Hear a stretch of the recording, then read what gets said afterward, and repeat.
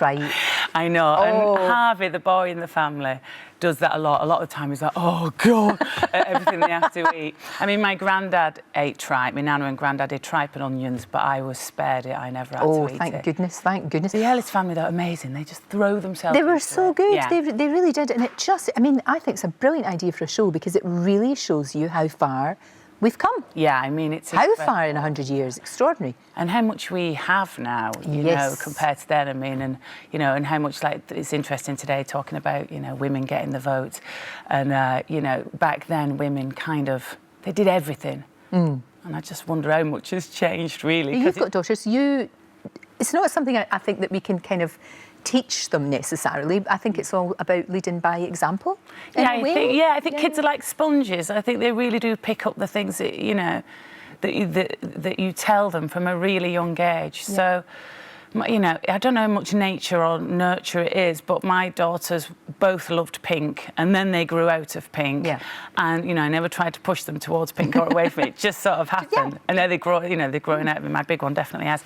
But I guess, like, sometimes at the end of fairy stories, I'll go and they got married and lived happily ever after, but she had a career and they discussed it first and he did half of the childcare. I like sort of slightly ruined the fairy stories at the end. And it's like, hang on a minute. I like that. Yeah, and I'm conscious of never saying, especially to my littlest girl. Yeah. I mean, I'm conscious of, I never said to her, you know, I tell her she's gorgeous, but I'm never like, you're beautiful, you're so pretty. You know, I'm always trying to hammer home, it's better to be funny, it's better to be clever, it's better to be kind. Have lots of pals and, and study and be, rather than just being... Just all about the pretty. And decoration. Yeah. Exactly, because that's the thing about Courtney that we've just been talking to. She is stunningly beautiful. I mean, she's amazing. But sharp. Yeah. So intelligent. Not easy to follow on a live telly show when she looks so glamorous. I mean, you're fine, but look, I mean... I'm going to do this with my cushion the whole time. It's like I should have made my hair pink. The thing I guess we didn't have, certainly 100 years ago they didn't have, is social media, and that's such a pressure on kids, isn't it? It's such a difficult one. And I mean, look, that's the thing as well. You went through your wild times, of course you did, as everybody does, but yours are there.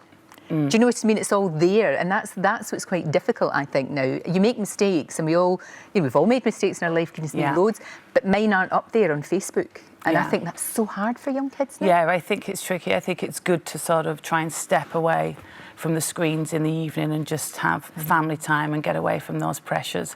But what I did is still kind of there on the internet, though. I know. I was in my 20s, I had no kids, I had no responsibilities, so I was just out. But it's funny, with Back in Time for Tea, with the girls, Caitlin and Freya. Caitlin's 18 and Freya's 16, and they gave up their entire summer to film the show.